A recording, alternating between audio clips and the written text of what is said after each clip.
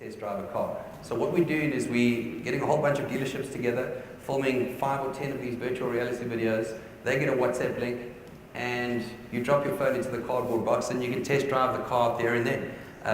You know, from the comfort of your own home, if you're interested. Looking for homes, as you saw in the VR experience. Another way you can do it, you don't even need to actually go and visit the home. You can do it all through virtual reality. So it's a very exciting space. I like the way that you localize it to deal with particularly South African problem of car theft. From a point of view of how it is the industry has taken that kind of innovation up, has it been very welcome? Because in many respects, South African corporates can be very resistant to these new ways of doing things. What has your experience been? I think the resistance is the price tag, because it's not a cheap thing to do. Okay. But in the car industry, if they start looking, in the car industry in particular, if they start looking at their insurance liabilities and the risk, just purely, like you say, because of the crime stats, because of cars being stolen or whatever it is, it's just cheaper for them to spend on one-off thing where they all share in the cost, and they're able to let their clients actually preview their vehicles, their brand new vehicles, without taking any risk. So it slashes their insurance costs, so I guess one hand washes the other. So it's been received well. I'm glad to hear that. Okay. We have another guest who's going to join us. Bokang is going to also talk to us about one of these other tools that I touched on in my presentation. So if I'd like to just call Bokang to talk us through this.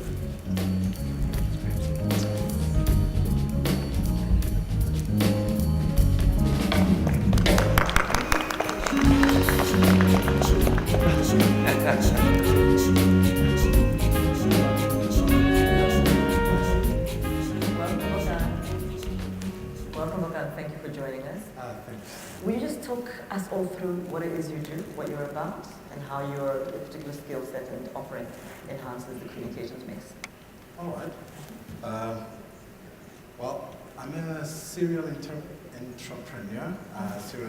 Because I'm involved in multiple companies. However, within these companies, my key role is digital marketing. So I look at the digital marketing aspects of these companies.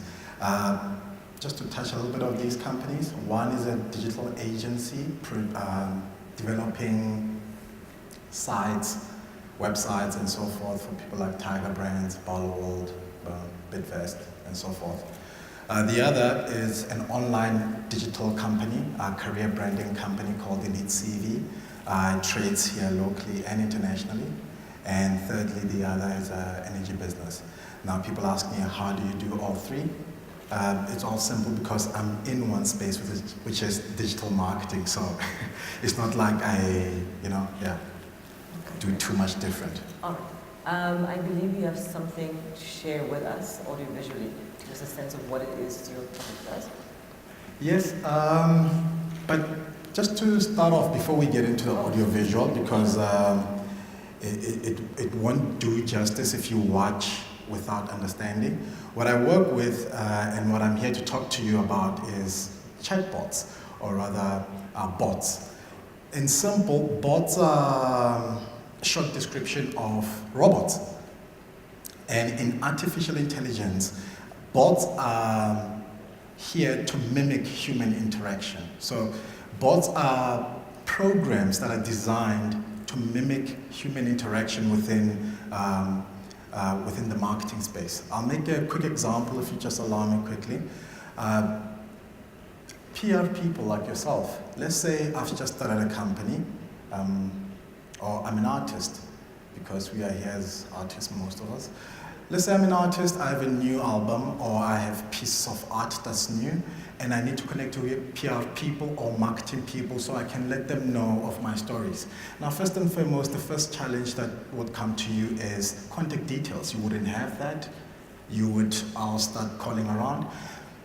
What we do in digital marketing is contact people digitally, and because this is a tedious task, there's so many PR agents in South Africa alone, there's thousands.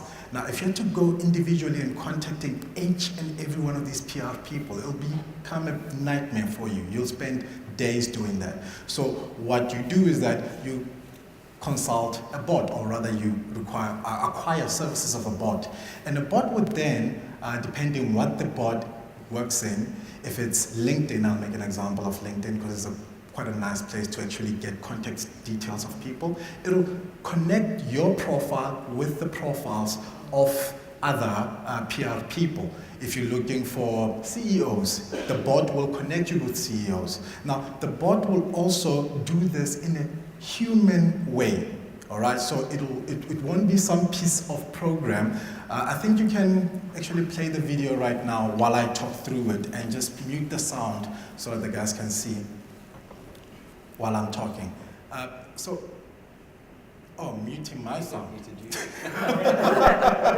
Don't mute me, mute that. Thank you.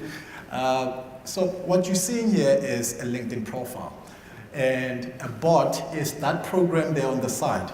So it acts independently of itself and will click the relevant buttons for you as if you're there. So example, it'll go through Marang's profile and actually even endorse her, give her skills and so forth, without her or without me being there to actually do it myself. Now, let's say there's 1,000 PR people that I want contact numbers of or introduce myself to them. I'd simply set up my bot and it will do all these actions by itself while I go and have a piece of cake or drink my coffee or something like that. Even here, as I am right now, I have, let's say, about 3 bots currently running, doing my work so I can come and speak to you guys.